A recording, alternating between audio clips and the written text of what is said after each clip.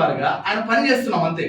పని కేవలము ప్రభు యొక్క చిత్తాన్ని నెరవేర్చడానికి పనివారిగా, దాసులుగా, నమ్మకమైనటువంటి దాసులుగా మనం ఉండాలని ప్రభు కోరుకుంటున్నాడు. కాబట్టి మనం దేవుడి కొరకు ఎన్నో పనులు చేస్తాం, ఎన్నో ప్రసంగాలు చేస్తాం, ఎన్నో ప్రార్థనలు చేస్తాం, ఎన్నో పాటలు పాడతాం, సో సంఘాన్ని నడిపిస్తాం, వేల మందికి ప్రార్థన చేస్తాం, పరిచయం చేస్తాం. కానీ చివరికి దేవుడు మనల్ని ఏమడుగుతున్నాడంటే, నీవు ఎంత గొప్ప పని చేసావు కాదు, కానీ నువ్వు ఎంత నమ్మకంగా ఉన్నావు అని అడుగుతున్నాడు.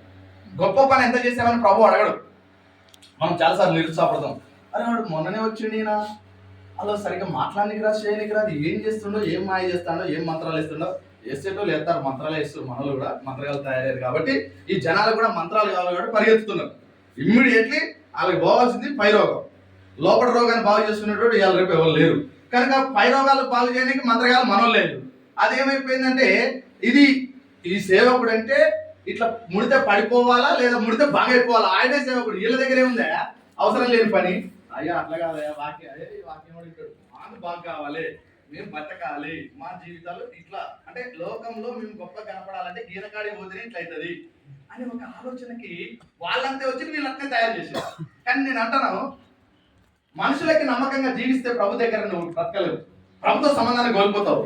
ప్రభువుకి నమ్మకంగా ఆయన చెప్పిన సేవ ఏదైతే ఉందో ఆ సేవను మాత్రమే నువ్వు ప్రారంభించాలి, ఆ సేవను మాత్రమే నువ్వు చేయాలి. ఒకవేళ నమ్మకాన్ని కోల్పోయిన దినమున, నమ్మకం ఎప్పుడైతే పోతుందో ప్రభు అంటున్నాడు, మనుషులు మన ప్రతిభను చూస్తారు కానీ దేవుడు మన హృదయాన్ని ఖచ్చితంగా చూస్తాడు. ఈ రోజు బాగా మాట్లాడింది అయ్యగారు అని చెప్పొచ్చు, ఇది మనుషులు చెప్తారు. కానీ దేవుడు ఏమో హృదయాన్ని చూస్తాడు. అరే లోపట ఏదో పెట్టుకుని బైక్ ఏదో మాట్లాడుతున్నావు, నాకు గెలవదారా బాబు అంటాడు. నీ లోపట ఉన్నది నాకు ఖచ్చితంగా తెలుసు, నువ్వు ఏదో పైకి మాట్లాడినంత మాత్రాన నీ గురించి నేను పెద్దగా ఎఫెక్ట్ పడదు, నాకు పెద్ద అవసరం లేదు, దాని యూజ్ లేదని చెప్పి ప్రభు అంటాడు. కాబట్టి మనుషులు మన ప్రసంగాన్ని ఖచ్చితంగా వింటారు, కానీ దేవుడు మన ప్రార్థనను వింటాడు. హల్లెలూయా. మనుషులు వినేది మన ప్రసంగాన్ని, ఓకే, కానీ దేవుడు ఏమో నీ ప్రార్థన వింటాడు. నీ ప్రార్థన జీవితం సరిగ్గా లేకపోతే నీ ప్రసంగం ఎంత గొప్పదైనా వ్యర్థమే. ప్రసంగం చేయడం అనేది కామన్ అయిపోయింది ఈ రోజుల్లో, కానీ నీ ప్రార్థన జీవితాన్ని ప్రభు చూస్తున్నాడు. నీ ప్రసంగం ప్రభుకి ఎందుకే ఇష్టం? ప్రభు చేసిన ప్రసంగం నువ్వు చేయగలుగుతావు, నేను చేయగలుగుతున్నా. ఆయన ముందు మనం ఎందుకు పనికిరాం కదా.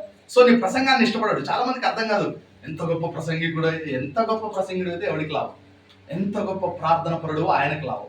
నీ ప్రార్థన జీవితాన్ని ప్రభు ప్రేమిస్తూ ఉంటాడు, ఈ ప్రసంగ జీవితం మనుషులు ప్రేమిస్తారు. అయితే ప్రసంగం అవసరమే ప్రభులోకి నడిపించడానికి, నిన్ను పొగుడుకోవడానికో నిన్ను గొప్పవాన్ని చేసుకోవడానికో కాదు నీ ప్రసంగం. హల్లెలూయా. ఇది మనం సేవకులుగా గుర్తుపెట్టుకోవాలి. మీరు ఏమనుకోవద్దు, నేను యథార్థంగా వాక్యంలో నేను ఏమంటే, వాక్యాన్ని తప్పిపోయింది అనుకో, నేను ఎందుకు ఏ రకంగా నిలబడ్డా వ్యర్థమే. మిమ్మల్ని కూడా నేనేమంటా ఉంటానంటే, ఏది ఏమైనా ఎంత కష్టం వచ్చినా వాక్యంలో నిలబడండి. మనం ఎవరమైనా మరణించవలసినటువంటి సమయం వస్తే మరణిస్తామన్న విషయం మనకు తెలిసినప్పుడు, ఎవరికో భయపడి, ఎవరో కావాలని, ఎవరినో పొందుకోవాలని, ఎవరినో రప్పించుకోవాలని మాత్రము నీ సొంత వాక్యాన్ని లేదా నీ సొంత ఆలోచనలు మాత్రం ప్రకటించండి. దేవుని వాక్యం ఏ విధంగా అయితే చెప్తుందో ఆ విధంగా బ్రతకడానికి ప్రయత్నం చేద్దాం. బ్రతికిన కొద్ది దినంలో చాలు, ఉన్న సేవ అయినా చాలు, నీ సేవ నమ్మకంగా ఉంటే చాలు. అది ఒక్కరితో, ఇద్దరితో, 10 మందితో, 50 మందితో, 100 మందితో లెక్క అడగట్లేదు. ప్రభు నమ్మకాన్ని అడుగుతున్నాడు. అందుకే ప్రభు నీ ప్రార్థన జీవితాన్ని చూస్తున్నాడు. కాబట్టి మన జీవితంలో ప్రార్థన జీవితం మనం ఎప్పుడైతే కోల్పోతామో, ఎప్పుడైతే మన ప్రసంగ జీవితంలోకి మనం అడుగుపెట్టి అయ్యో భలే చేస్తున్నాం ప్రసంగం అని అనిపించుకుంటున్నామో, నువ్వు లోకం దృష్టిలో గొప్పవాడవుతావు కానీ దేవుడి దృష్టిలో కావు. కనుక అందుకే సేవకుని గొప్పతనము అతని స్థానం మీద ఆధారపడి ఉంటుంది. మరలా చెప్తున్నా, నమ్మకం మీద ఆధారపడి ఉంటుంది. ఉన్నామా మనం దేవునితో నమ్మకంగా ఉన్నామా? ఒకసారి మనల్ని మనం పరీక్షించుకోవాలి. ఎప్పుడు మీకు ఒకటే చెప్తా, ఈ లోకంలో పేరు, ప్రతిష్టలు, డిజిగ్నేషన్స్ మనకు చాలా ఉండొచ్చు. దేవుని దృష్టిలో నువ్వు నమ్మకమైన వాడవా కాదా? ఈ ప్రశ్న మనకు వస్తే ఆటోమేటిక్గా మన యొక్క పరిచర్య జీవితము, పరిచర్య విధానము, మన యొక్క సంఘ పరిచర్య ఆటోమేటిక్గా చేంజ్ అయిపోతూనే ఉంటుంది, మారిపోతూ ఉంటుంది. మార్పు లేకపోతే మారు మనసు అంటారు కదా, మారు మనసు ఎప్పుడు కావాలి? నేను చెప్పండి, మారు మనసు ఎప్పుడు కావాలి? ఎవ్రీడే. Thank you. కానీ మారు మనసు పొందేది ఎప్పుడంటే బాప్తిసం ముందు రోజు మారు మనసు. ఎవ్రీడే మారు మనసు అంటే అది అర్థమవుతుందో కాదో కానీ చాలా మంది జనాలకి దానికి పెద్ద హైలైట్గా చెప్పుకుంటారు. కానీ హైలైట్ అవ్వాల్సింది ఇక్కడ ఎలా మారాలంటే, ఎవ్రీడే నిన్నటికి ఈ రోజుకి నువ్వు ఎలా మారాలంటే దుర్మార్గంగా మారుతున్నాం. రోజు రోజుకి వాక్యం తెలిసినా కొద్ది దుర్మార్గంగా మారుతున్నాం. మరి అదేందే నువ్వు సేవకుడివి లేదా విశ్వాసవి, ఇంత ప్రార్థన పరుడివి, ఇంత గొప్పగా చెప్తావు దేవుడి గురించి, కానీ ఏంది నీ ప్రవర్తన? ఏదైనా సమస్య వచ్చినప్పుడు నువ్వు అందరికంటే దారుణంగా ప్రవర్తిస్తున్నావు, ఏదైనా ఇబ్బంది వచ్చిందంటే నువ్వు ఇంతకంటే దారుణంగా అయిపోతున్నావు అని చెప్పేసి వెంటనే మన జీవితం గురించి పక్కన సాక్ష్యం చెప్పడం మొదలు పెడుతున్నాడు. కారణం ఏంటంటే మారు మనసు కోరుకున్న ప్రభువు అది వేరు, నీ మనసు వేరేలా ఇంకోలా మారుతుంది. లోకం వైపు మారిపోతున్నావు. మనందరికీ సుపరిచితుడు సౌలు. అప్పటిదాకో చరిత్ర, ఆ తర్వాత ఇంకో చరిత్ర. ఎలా మారుతూ వచ్చాడంటే చంపడం, నరకడం, తిట్టడం తెలిసినోడు సావడానికి సిద్ధమయ్యాడు, చంపబడడానికి సిద్ధమయ్యాడు, ప్రాణం పెట్టడానికి సిద్ధమయ్యాడు. ఇది కదా మారు మనసు అంటే. ఈ లోకంలో ఉన్నటువంటి నీ జీవితము మారాలి. ఒక దగ్గర నలుగురు స్నేహితులు మాట్లాడుతుంటే, అన్న ఎంత ఇప్పుడు మారట్లేదు అన్న అన్నాడు. నేను అన్నా వాడు మారితే దేవుడు అవుతాడు అన్న.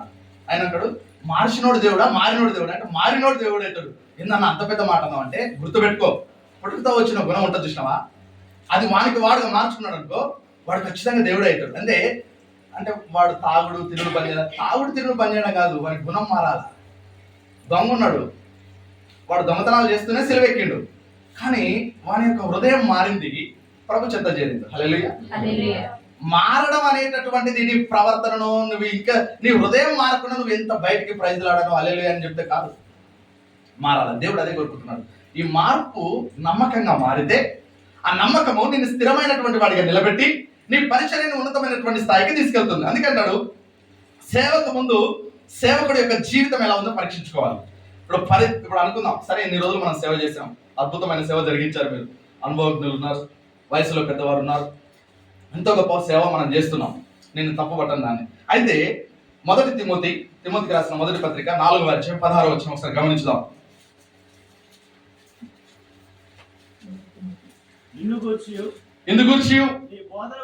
నీ బోధన గురించి నీ విషయము, నీ బోధ, ఈ రెండింటి విషయంలో జాగ్రత్త కలిగి ఉన్నట్టున్నాడు. జాగ్రత్త అంటే ఏంటి? హెచ్చరిక. ఏమంటున్నాడు? అదేనా జాగ్రత్త అంటే ఏంటి?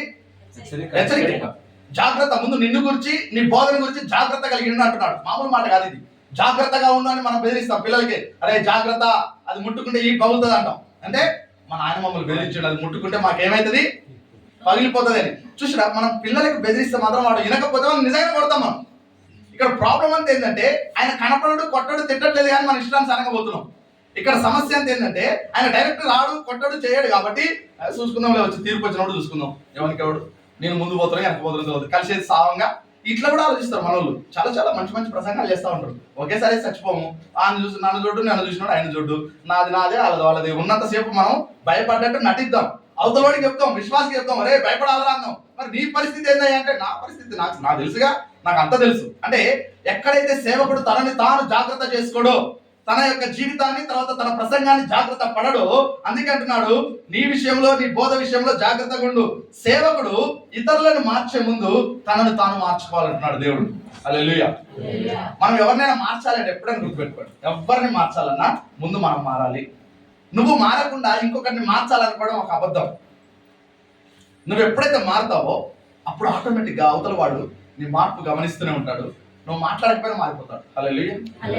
అందుకే సేవకుడు ఎప్పుడు కూడా సంఘంలో ఉన్న వారిని మార్చాలి, లేదా కుటుంబాన్ని మార్చాలి, అన్నదమ్ముల్ని మార్చాలి. ఈ యొక్క మాటలు మాట్లాడే ముందు నేను మారానా లేదా, నా మనసు ఎలా ఉంది, నా హృదయం ఎలా ఉంది, నా ప్రవర్తన ఎలా ఉంది, నేను ఎలా స్పందిస్తున్నా, బిఫోర్ ఎలా ఉన్నా, ఆఫ్టర్ ఎలా ఉన్నా, ఒకదానికి ఒకసారి మనం చెక్ చేసుకోవాలని వాక్యం సెలవిస్తుంది. అందుకంటాడు మనం ఇతరుల ప్రార్థన గురించి చెప్పే ముందు మనం ప్రార్థిస్తున్నామా? అందరికి చెప్తాం ప్రార్థన చేయండి, ప్రార్థన చేయండి, ప్రార్థన. అసలు నీ ప్రార్థన ఉందా? నీ జీవితంలో ప్రార్థన జీవితం ఉందా అని ప్రభు అడుగుతున్నాడు. సేవకుడిగా మనల్ని ప్రశ్నించుకోవాలి. అసలు మనం మారినామా? మన హృదయం ఎట్లుంది? మన ప్రార్థన జీవితం ఎట్లుంది? మనం అందరికి చెప్తాం పరిశుద్ధంగా ఉండాలి, పరిశుద్ధంగా ఉంటేనే ప్రభుని చూస్తాం. అసలు నీ జీవితం పరిశుద్ధంగా ఉందా అంటున్నాడు ప్రభు. నా జీవితం పరిశుద్ధంగా ఉందని మనల్ని ప్రశ్నిస్తున్నాడు. సేవకు ముందు, అంటే సేవకు వెళ్ళక ముందు మనల్ని సరి చేసుకోవాలంటున్నాడు. అందుకే అంటాడు మనం అందరూ ప్రేమించాలి, ఒకరినొకరు ప్రేమించాలంటాం, కానీ మనం ఒకరి పట్ల ఒకరు ద్వేషం కలిగి ఉంటాం. పక్కనున్న పాస్టర్ మీదనే ద్వేషం కలిగి ఉంటాం. కొంప తీసి పొరపాటున ఇందులో ఉన్నాడు అందులో పోయిందండి చాలు. చూసినావా నన్ను వాడు మామూలు పట్టుకపోయిండు, పోతే ఆడికి పోయిండు, ప్రభు ఖర్చులేకపోయి ఏమో ఆయనకి ఎక్కడేదో నచ్చలే ఆడ పోయిండు. అట్లుండదు కథ. ఇక నలుగురు మీటింగ్, ఇంకోటి ఫోన్ చేస్తారు కదా, మనోళ్ళు రా ఎట్లా తీసుకుపోతాడు, ఏం జరిగి ఉంటుంది, ఏం ఇక నూరి పోసుకుంటూనే ఉంటుంది. ఈ కథ మొత్తం mandal level, district level, state level వెళ్ళిపోతుంది. మావోని పట్టకపోయింది, ఎవడి వాడు, ఎవడెక్కడోడు. నీ పని నువ్వు చేసుకుంటూ పోయేటోడు పోతాడు, వచ్చేటోడు వస్తూనే ఉంటాడు. హల్లెలూయా. ఎవరి గురించి నువ్వు చింతించాల్సిన అవసరం లేదు. నేను ఎప్పుడు హైదరాబాద్లో ఒకటే చెప్తా, ఫ్లో నాకు వచ్చిన ఫ్లోకి 10 సంఘాలు కట్టబడ్డాడు, వెళ్ళిపోతూనే ఎవరు వస్తూనే ఎవరు. నేను ఎప్పుడు నాకు నవ్వుస్తూ ఉంటుంది ఏంటంటే, నేను చాలా ప్రభువా నీకు వందనాలంటే